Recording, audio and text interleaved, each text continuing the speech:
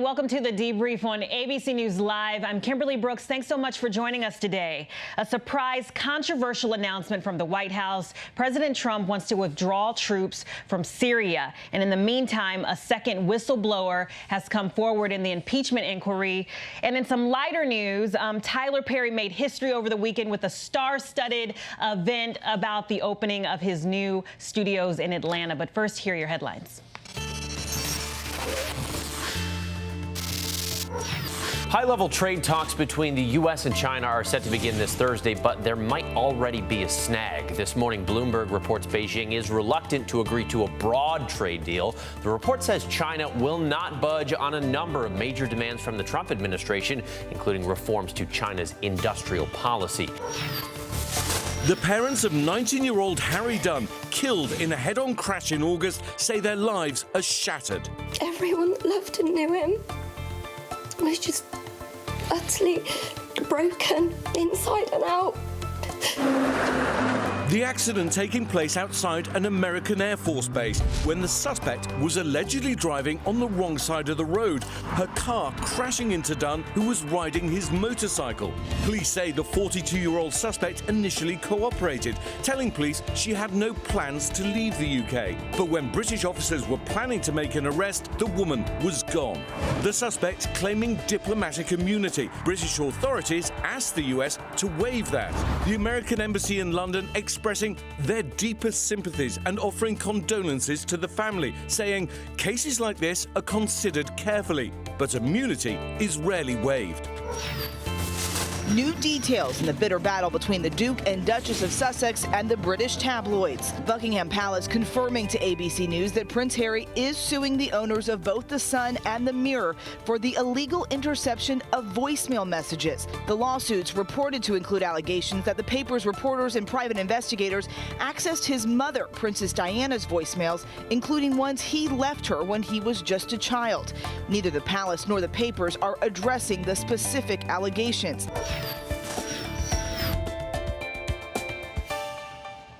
We begin in Washington with a surprise announcement from the White House. President Trump has decided to pull back troops from a key part of northern Syria to allow the Turkish military to invade and potentially sweep away the Kurdish forces that have long been American allies in the fight against ISIS. It's a major shift in policy that could have significant consequences. So I want to bring in Ian Pannell in our London bureau, and we have Louis Martinez, who is at the Pentagon. Louis, I just want to start with you because you got new information from some officials right now. That's correct, Kimberly. Talking to U.S. officials earlier, they confirmed that, yes, American troops have begun pulling out from this area in northern Syria. But I just got off the phone with the top commander of the Syrian Kurds inside Syria. He told me that, yes, American troops, about 150 of them, have pulled back from 2 observation posts along the Syrian side of the border with Turkey in advance of this message that we heard from President Trump last night that, yes, he is going to, in effect, do this so that the Turks can conduct an incursion into Turkey. That commander also telling me that this is the wrong decision. He says, we are here to help the United States as well in their struggle against ISIS, and they've abandoned us in their commitments towards our troops. I asked him, how can you rebuild confidence measures in the future should this decision be reversed? He said it's going to be very difficult to do so in the future because when you have something like this that degrades the trust between 2 strong partners, you're going to end up in a situation where it takes time to rebuild. How long does he anticipate this Turkish incursion to prepare or to take place? He thinks it's going to take place in the next couple of days, but he anticipates a very long fight, given that everybody inside northern Syria is going to push back against this Turkish incursion should it happen. And Louis, just quickly, I mean, why now, and just how will this work logistically for these U.S. troops to pull back? Well, what's going to happen is that this is the pullback from the very northern border of Syria with Turkey. The United States and Turkey have worked out this deal, something called the security mechanism. Turkey wants to call it a safe zone. They want this to be an area where there can be a buffer from the Kurdish forces. They also want to put back about 1 million Syrian refugees who are on their side of the border now and put them in this area. So what's going to happen is that the United States, as part of the security mechanism, has been conducting joint patrols with Turkey, with Turkish Turkish forces in there, making sure that the Kurds, as part of the deal, were also dismantling some of their fortifications. They did do that. And so what's happened now is that you have the United States troops, these 150 that we now know were there, pulling back to the southern side of that exclusion zone. So potentially that Turkish forces could pull in. We've seen video of these forces, the ones that you're seeing right now on the screen right now. This is images taken earlier today showing the withdrawal of those American forces. And Ian, I want to bring you in because you've spent, a lot of time on the ground in Syria, and I just want you to talk about like this complicated relationship, because you have Turkey considering the Kurds to be a terrorist group, but the Kurds have also worked very closely with the U.S. to fight ISIS.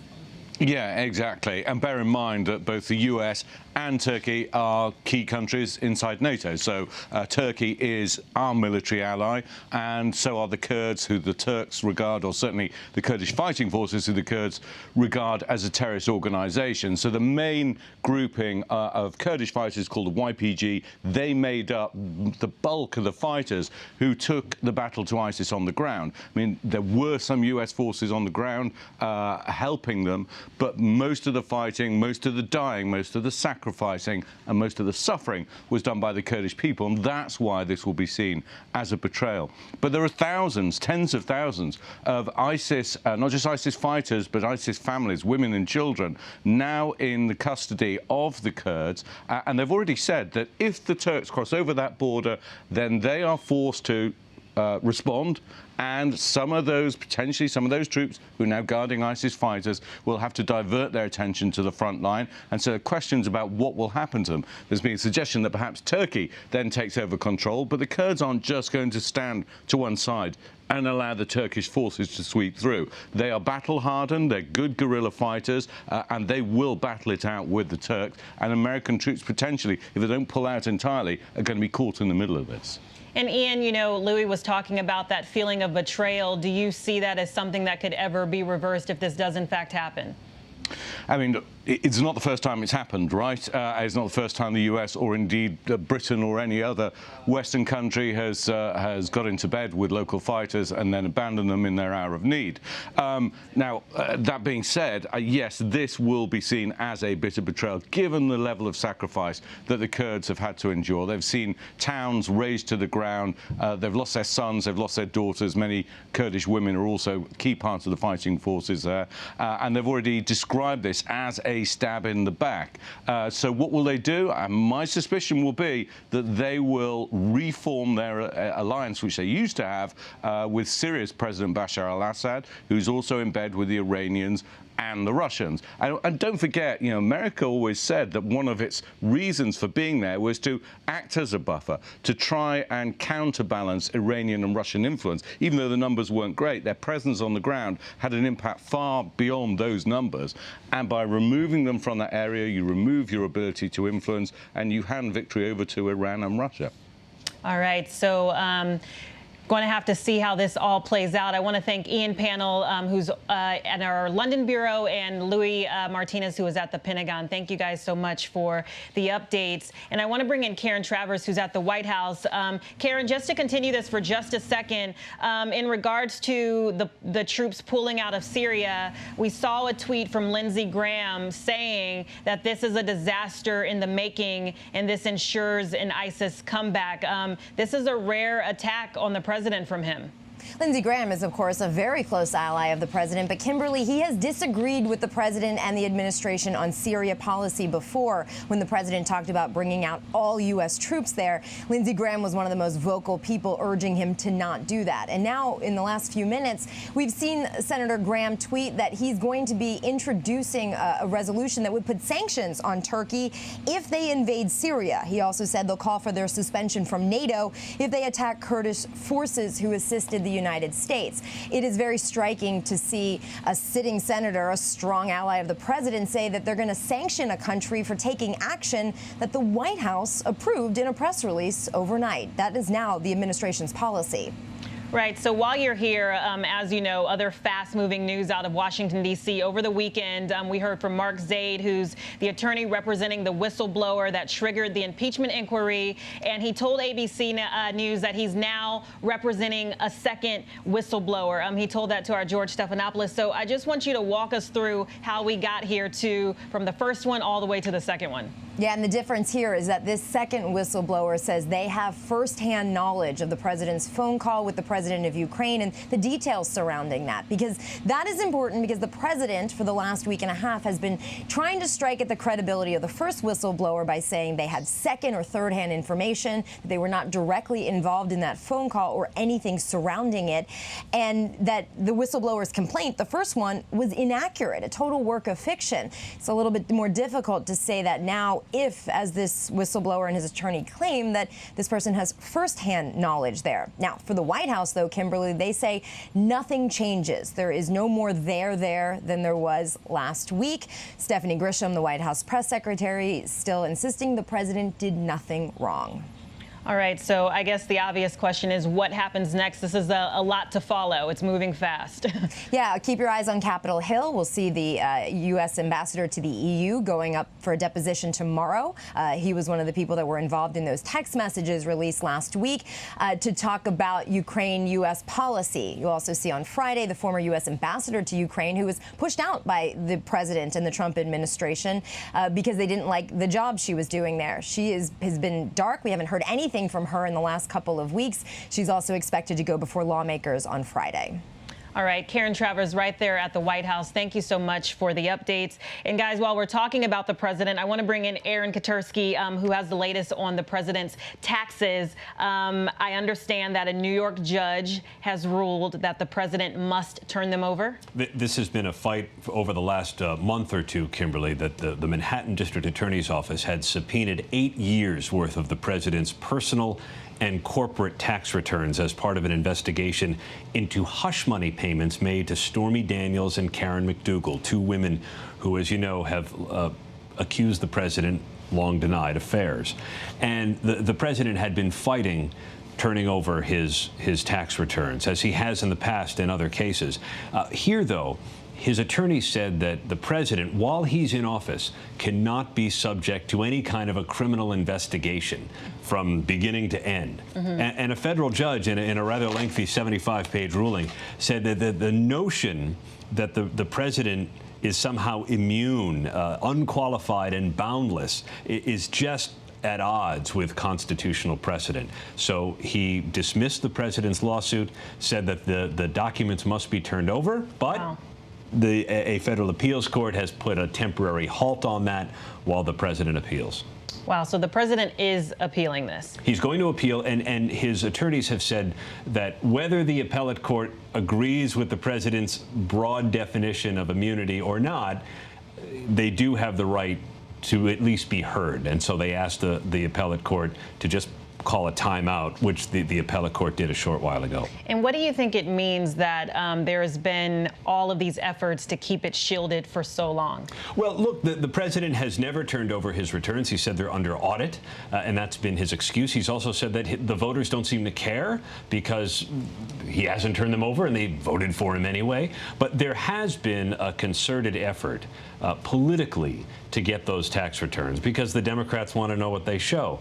This is a little different. This is a legal proceeding where the Manhattan DA's office wants to see if money is properly accounted for and whether any state laws were broken when the president and his namesake company paid out hush money, $130,000 to Stormy Daniels and other money to Karen McDougal. So it's a little bit of a different effort. The president, of course, says it's all part of the same equation. Democrats in Washington couldn't get his tax returns, so they've put Democratic prosecutors in New York on the job. There's so many investigations. It's multiple fronts yes. that the president is dealing with in addition to governing the country. Unbelievable. All right. Aaron Katersky with the latest. Thank you so much. Thanks. We appreciate that.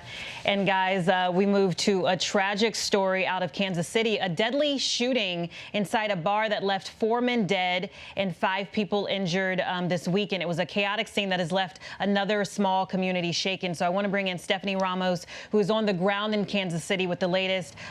What do we know about why this happened?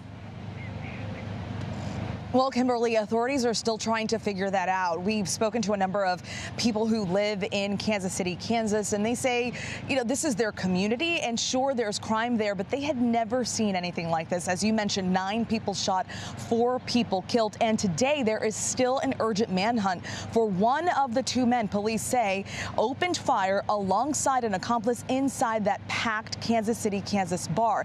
Now, police tell us that the incident stemmed from a dispute between one of the suspects and a bartender hours before the shooting. And witnesses have said that they saw both men walk into the bar from the back armed with handguns. Now, keep in mind, there were at least 40 people inside of that bar. That's what police tell us. So it was a very chaotic situation. But overnight, police say they were able to arrest one of the suspected gunmen. His name is Javier Alatorre. Again, he was arrested overnight, but his alleged partner is still on the run. Wow. And what do we know about the victims, the 4 people that lost their lives?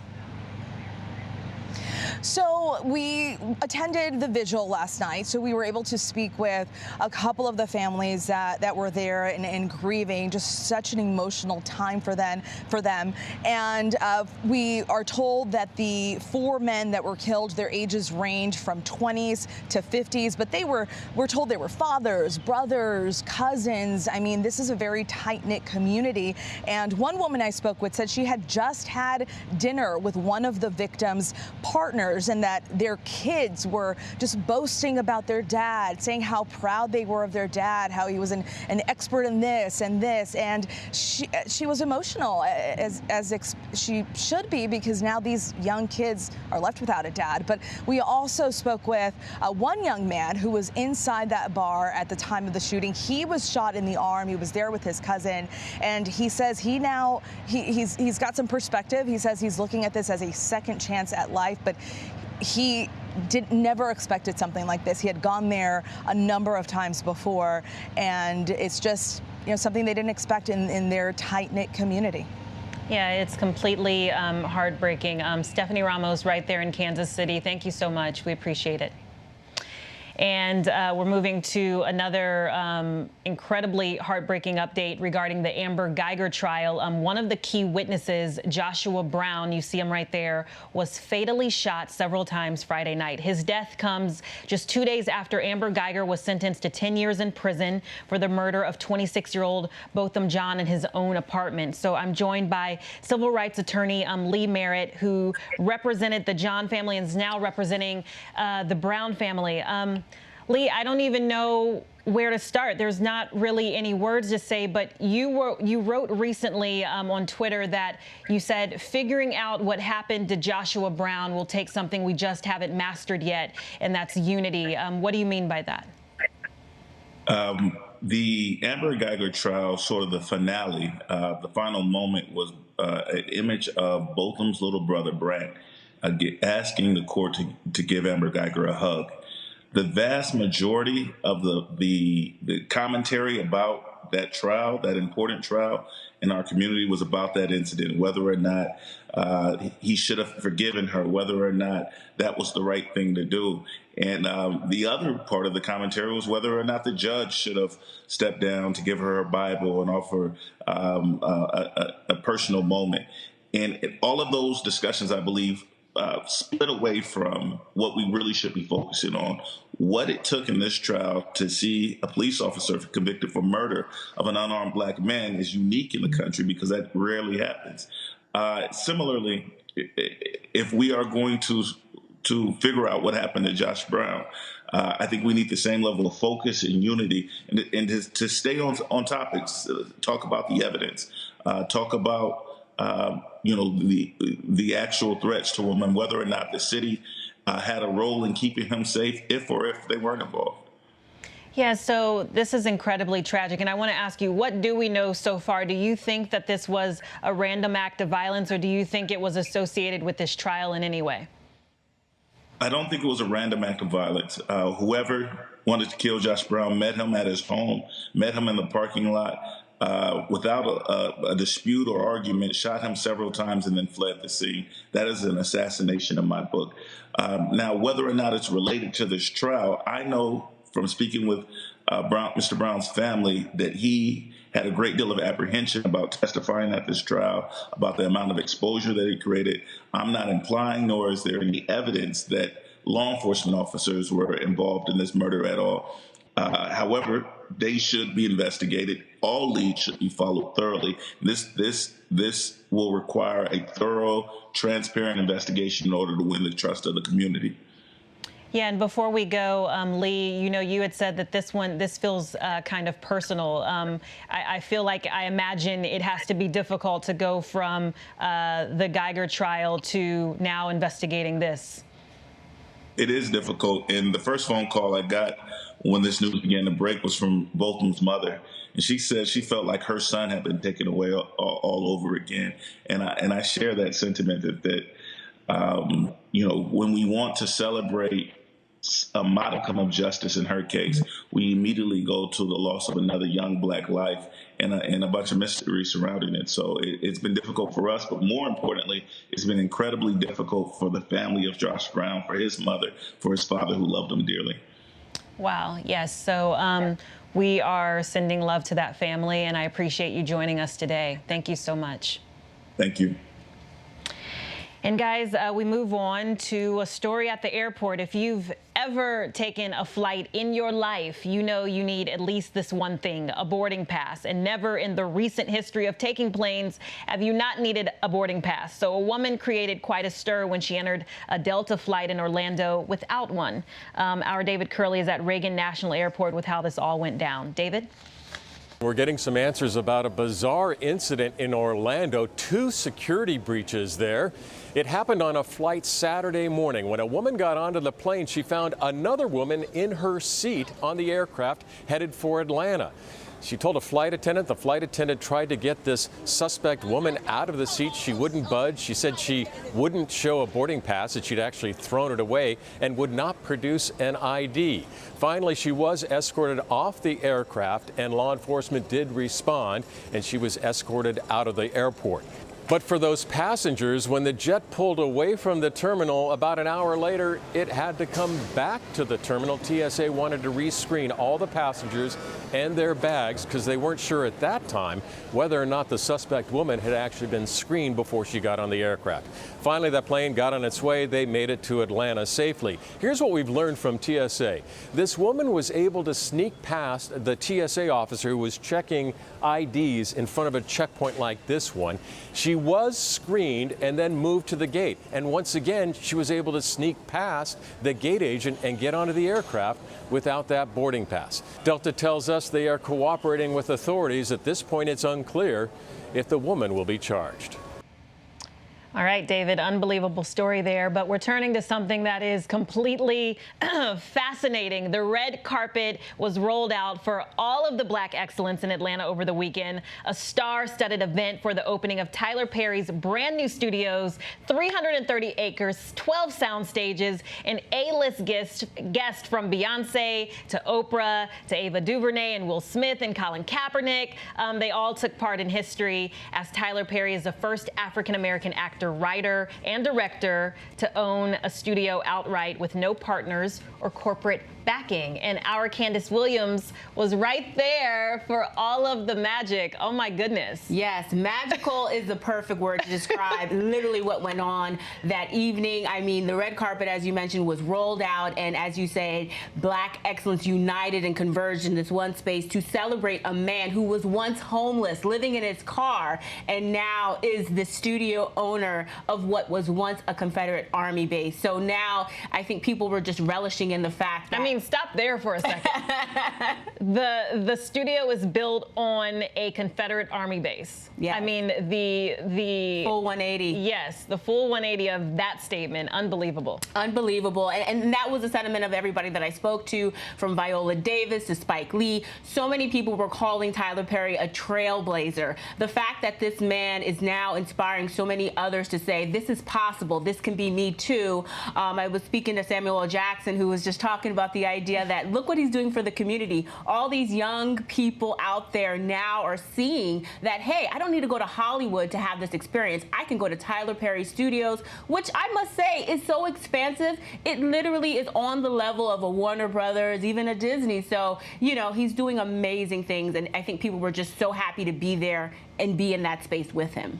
So clearly history making, but I think the real question is not who was there, but who wasn't there. Everyone was at this event. Yeah, literally everybody was there. Now everyone didn't want to walk the red carpet because Beyonce don't really need my press, so she was fine just going in the back. So was Will Smith and Jada Pinkett Smith. Look at you there. Yeah. We see you. Yeah. Yes, and so there were so many people that were just having a good old time in the background, but literally when you saw those pictures start to kind of come to on social media, you know that literally everybody was there enjoying themselves. Every single person is A-list star. I mean, it's kind of unreal. I mean, how did you feel being on this carpet, just seeing African-American goddess after African-American goddess walk by you? Yes, I really have to say it was such a surreal experience. I mean, you know, to be able to just be in the space where these icons, these people who have literally opened doors for people like me to be able to say, okay, now is your opportunity to be in the space where you can report and talk about things that matters, our narratives. These are the people that are voicing our narratives, and it was such a welcoming experience. And there were so many moments when you see somebody who recognized their fan favorite or somebody who they looked up to. Obviously, Oprah Winfrey was there, and so many people were just hugging her, and of course Samuel L. Jackson there just making us laugh and reminding us how, you know, amazing this moment was, just for not only in general as Tyler Perry, a studio owner, but just for Black history. I mean, how many men, period, point blank, do you see this happening to? Nevertheless, Black man. None. None. Only him. None. It's amazing. So happy that you were there. Beautiful experience. Yeah, beautiful absolutely. experience. I'm going to have to look at your pictures later. Yes. Yes. Yes. Thanks for being with us. Thank you for having me. Yes, guys. And before we go, as you know, National Hispanic Heritage Month is from September 15th to October 15th, and it pays tributes to the generations of Hispanic Americans who have enriched our nation in the past and the present, with many new creatives and artists making sure that the Latino community is represented in all spaces, even comic books. So take New York's Comic-Con, for example. Our team was there over the weekend and caught up with Edgardo Miranda Rodriguez, who created a female Nuyorican superhero called La Boricua, fighting climate change. She's dope, so check it out. We live in an era where people are more concerned with popular culture, you know? They're like, they can talk to you about the box office revenue for the last, you know, superhero film or how much this celebrity earned, but nobody can tell you how much per capita income is in Puerto Rico or how this debt is affecting real people. So I thought to myself, well, let me invade the space of popular culture and let me create my own superhero, La Boricua. Let's give her a colorful costume, let's give her a cape, let's give her a superhero origin story. But instead of it being based in Greek, Norse, Roman mythology, I thought to myself, well, why don't I look into Puerto Rican mythology and mysticism? And I crafted a whole story around that, connecting her to a real history, creating a character that would embrace heritage unapologetically and be a symbol and an icon for hope. I thought, well, let's name her La Boricua, because that would literally translate into the Puerto Rican woman. And my wife came up with the idea, well, what if she deals with a tropical storm? And I thought, well, in the space of comic books, that's hyperbole. So why don't I exaggerate it? What if it's a storm that is so severe that it leaves the entire island in a blackout? And that was 9 months before Hurricane Maria. And 9 months after that, when Hurricane Maria, I was approached by DC Comics, and this idea came about, to actually create Reconstruction. And Reconstruction was the first time that these characters in their 80-year combined canon would come to Puerto Rico. Via this book, we were able to raise $250,000, and my wife created the La Boricua Grants Program. And so annually, what we do in Puerto Rico is we return to the island, and we distribute $10,000 grants to small organizations across the island. We just did a second annual award ceremony this past August in Puerto Rico, and it was the first time that Mayor Cruz of San Juan supported our efforts, and she actually hosted the event for us. And in that space, told everyone within an earshot that La Borinqueña is Puerto Rico's official superhero. In an industry where 30,000 characters exist between DC and Marvel, only 1% are actually Latinx characters. So creating a character that is actually reflective of our heritage, reflective of our culture, and also utilizing the talent that already exists in an industry, well, what I really hope it does is it inspires people to recognize that they can do it too. La Borinqueña, I love it. Oh my goodness. A wide range of news today. So guys, continue to take care of yourselves. And if you're around, you can stick around for the briefing room at 3:30 p.m. Then check out World News Prime at 8 p.m. And if you want to stay updated on all of these headlines, you can go to abcnews.com or download the app. I'm Kimberly Brooks, and I will see you tomorrow.